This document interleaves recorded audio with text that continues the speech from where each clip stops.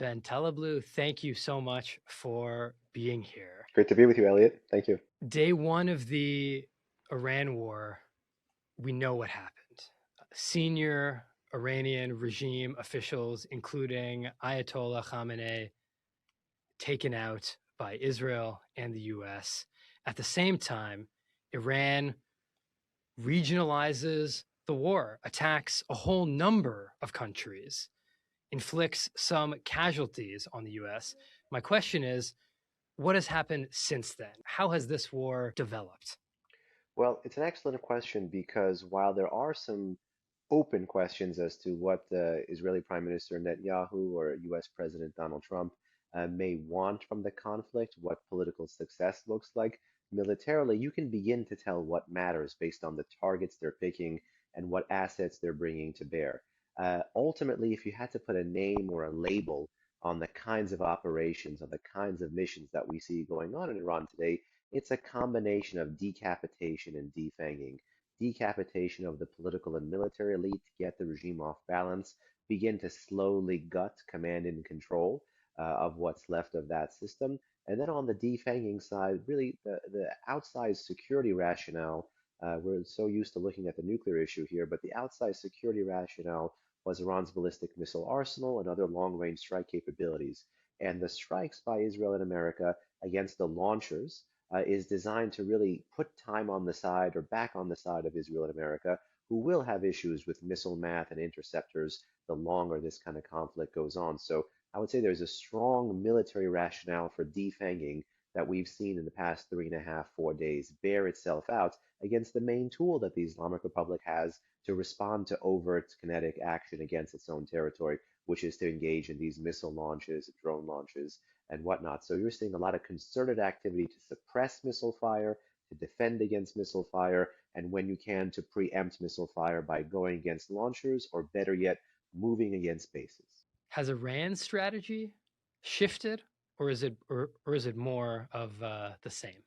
Well, Iran really did seem to learn some lessons from the 12-day war, but much of the targeting logic is the same.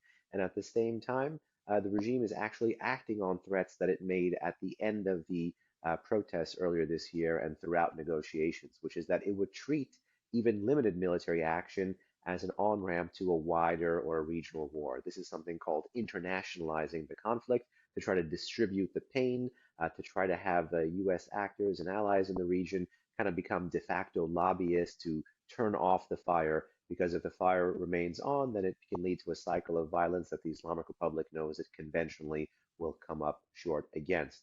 I think just like in the Iran-Iraq war, when the regime internationalized the conflict in the Persian Gulf with the tanker war, here the regime is actually internationalizing the conflict to the GCC countries. And actually, in so doing, I couldn't think of a better advertisement for the Abraham Accords than an Iranian drone hitting a luxury UAE hotel. And what damage has it been able to do, Iran, other than hitting, you know, civilian targets here and there? Despite the regime working to improve the precision of its missiles, and different classes of missiles can do different things for the regime, ultimately the cycles of violence that were overt when the shadow war left the shadows after 4 decades between Israel and Iran, and later America and Iran, we got to see some of the shortcomings of Iran's long range strike capabilities and really see how the regime still treats them as tools of terror, despite enabling them to have an option for coercion, an option for punishment, and an option for deterrence. So whether you're looking at drone strikes at GCC countries or medium range ballistic missile attacks against Israel, the strategy is roughly the same: to instill fear, to instill terror, to create civilian damage, to have civilian casualties, to try to play to the adversary's quote unquote image of war as being dangerous, as being protracted, as being costly, and to try to get stronger powers to rein themselves in, such that the battlefield pivots from the war battlefield to the negotiating table, places where in the past Iran has succeeded despite having a weaker hand. And maybe you can tell me more about Iran's missile program, which you know better than anyone. Um, both Secretary of State Marco Rubio, Pentagon Chief Pete Hegseth have mentioned and really cited Iran's missile program as a primary justification for America's attack. They've said that if Iran was allowed to continue expanding its missile production, it would essentially have immunity. It could do whatever it wanted, including building nuclear weapons. Is that a credible theory, a credible justification for action, do you think?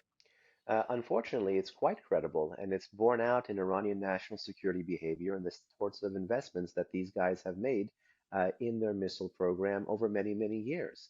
And you can tell how people act in a crisis and what they value and what they care about, and especially what they choose to do once that crisis is turned off and the behavior that they go back to.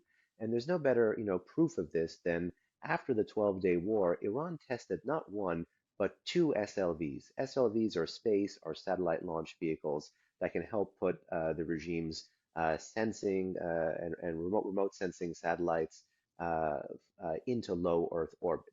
But the technologies between SLVs, space launch vehicles, and ICBMs, intercontinental ballistic missiles, are essentially one to one. There's only two differences here. The trajectory of the projectile is fundamentally different. It flies differently, goes in a different direction, and in terms of real military technology, it needs a real reentry vehicle. It needs heat shielding to protect the payload that you're trying to deliver to a target from the rigors of reentry. That's fundamentally something you don't have to worry about if you're putting a satellite out there into space, into low Earth orbit, for example.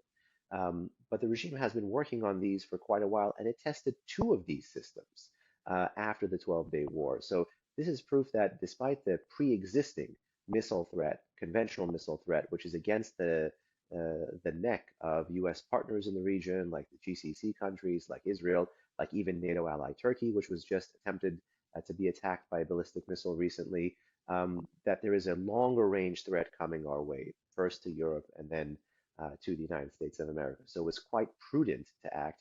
And I think it would be a mistake. I know there's a whole debate here about the word imminent, but I think it would be a gross strategic mistake to let the threat be imminent. I mean, I ask everyone now, what is it that America can meaningfully do to roll back North Korea's ICBM capabilities, which continue to grow and can already target the U.S. It's mainland? a great question. It, Not too much. Not much, Not and too it much. would be a mistake to let the world's foremost state sponsor of terrorism get this fait accompli, and it would be a mistake to make the perfect the enemy of the good when we're looking at how countries bolster their missile programs and create an ICBM pathway. Because India, for example, was able to go from space launch vehicles to ICBMs. Most countries go in the opposite direction. America and the Soviet Union went in the opposite direction. But again, we should not make the perfect the enemy of the good. We should look at all the empirical cases and use that to inform national security.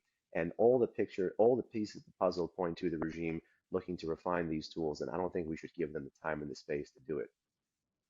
Okay, so what are you looking for now from the US and Israel going forward? Are there certain targets that you are watching? Are they going to hit it? What will that signal? What would you like to see them do in order to accomplish the stated ob- uh, objectives? Well, in a recent essay, I actually argued that America has to go big or go home. Ultimately, there is a rationale and there is a strategic logic to limited war, but that logic would actually lose one of the main forcing functions for the crisis, which is the most pro-American and most pro-Israeli population in the heartland of the Muslim Middle East, which is to try to pave the pathway for the Iranian people. So what I'd like to see is America begin to move from the defanging and decapitation mission and have success there, of course, but to begin to move against the rest of the regime, to translate a massive military operation into a slower and more protracted, low intensity campaign that erodes the will to fight of this regime, that incentivizes the desire for self preservation of lower units of Iran's security services, that gets defections going, that drills down not just against the top of the regime's military brass and political elite, but against level 2, 3, 4 so that the regime knows that there is really no way out but through here. And so you're looking for a translation or a shifting of the mission from decapitation and defanging to taking on Tehran's repressive apparatus. That would help to meaningfully pave the pathway for the Iranian people to get back onto the street. unless we forget the president drew multiple red lines related exactly to this in the month of January. Hitting an Iranian missile base in Bakhtaran or Yaz does very little for an Iranian protester in Tehran or Mashhad, but going against local police stations, drone attacks against swarms of pipe wielding and chain wielding besieged thugs who are in the country's major urban centers on bicycles on a daily basis, intimidating the population, would actually go a very long way in stiffening the spine of, again, the most pro American and most pro Israeli population. Because there's no doubt America and Israel can have a military win in the region. But there is doubt right now if they can nest that military win into a larger political strategy that yields success. The president has said before his end game is to win. The only way you win is if you flip the script on the world's foremost state sponsor of terrorism and you pave the pathway so that the Iranian people can turn Iran from adversary into ally. It sounds like you think this can't be a 1 week, even 2 week quick operation, and then the regime is on the floor. Rather, America and Israel need a longer strategy. My question is, can it sustain a longer strategy militarily, politically? What do you think? Well, the Islamic Republic is trying to play to the image of a longer and protracted war. But if America is decisive and wins decisively in the earlier missions of defanging the regime, the Islamic Republic is not going to have much military capability or capacity to prevent Washington from pressing ahead. That's really the art of the deal here. How do we get past the major hurdle, which is the regime's long-range strike capabilities, without exhausting your own interceptors and air and missile defense stocks? And the way you do that is you go hard on the defanging mission. You destroy missile bunkers and missile bases and storage facilities. That's the approach you take heavy bombers to. But then the transition can, and I would argue should occur to these lower and slower flying systems, to aircraft that can provide close air support. And this is the way you can meaningfully pave the pathway. Because otherwise, limited war is an option, but it's an option that'll lose you the street.